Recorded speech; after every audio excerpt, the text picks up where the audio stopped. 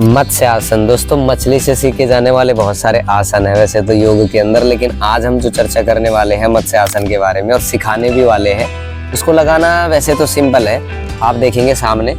मत्स्य आसन लगाने के लिए आपको सर्वप्रथम दंडासन में बैठना है और फिर लगा लेना है पद्म आसन। पद्मासन अगर आपको नहीं आता तो आप चैनल पेज पे जाओगे, आपको पद्मासन के बारे में वीडियो मिल जाएगी।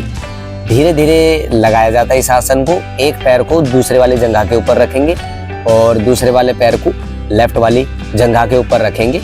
ये तो दोस्तों हमारा बेसिक होता है जिसको हम आपको बता रहे हैं। अगर पद्मासन आपका किसी का नहीं लगता है तो आप छोटी छोटी एक्सरसाइज सूक्ष्म व्यायाम कर सकते हो।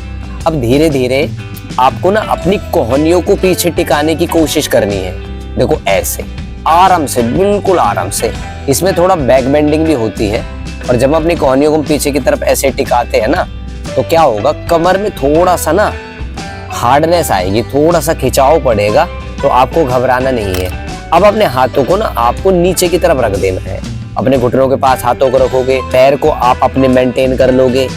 अब इसके बाद आपको करना क्या है, जो हमारे अंगूठे है ना, अंगूठे से आपको ना ग्रिपिंग करनी है नीचे की तरफ से। देखो ऐसे पकड़ना है अंगूठों को।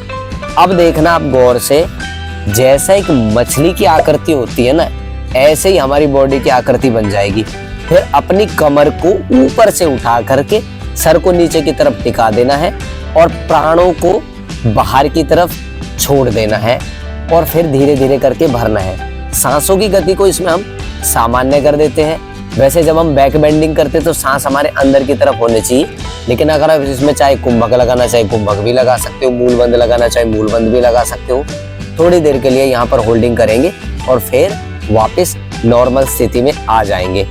अब क्या होता है, लोग बाग समझ नहीं पाते हैं कितनी देर तक इस आसन को करना चाहिए। तो हमारी मानो तो आप 1 से लेकर के 2 मिनट तक इसमें होल्डिंग करनी ही करनी है।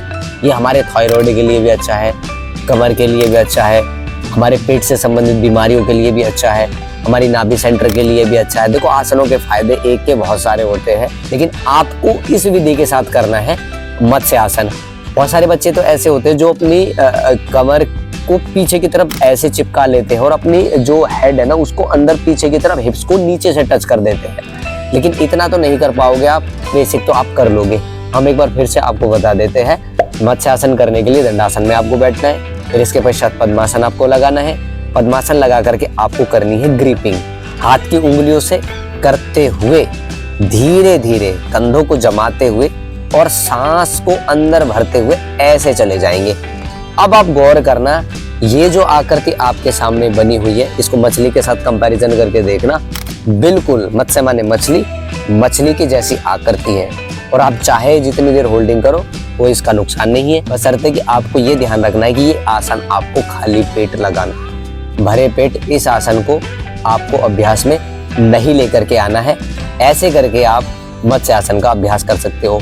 आने की स्थिति क्या रहेगी, हाथों को उतारेंगे, अपने सर के ऊपर जबरदस्ती नहीं करेंगे। कई बार दबा देते हैं तो गर्दन में दर्द भी हो सकता है। फिर धीरे धीरे करके आप चले जाएंगे शवासन में। अपने पैरों को खोलेंगे, शवासन में चले जाएंगे।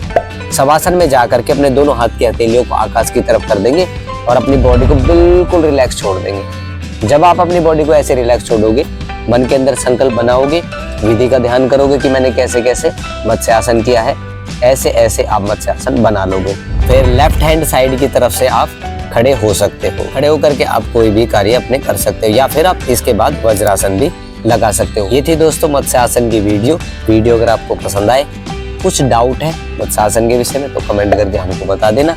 आपकी 100% सहायता की जाएगी। मिलेंगे आप आपसे अगली वीडियो में। वीडियो को लाइक और शेयर जरूर कर देना। ओम शांति ही शांति ही शांति।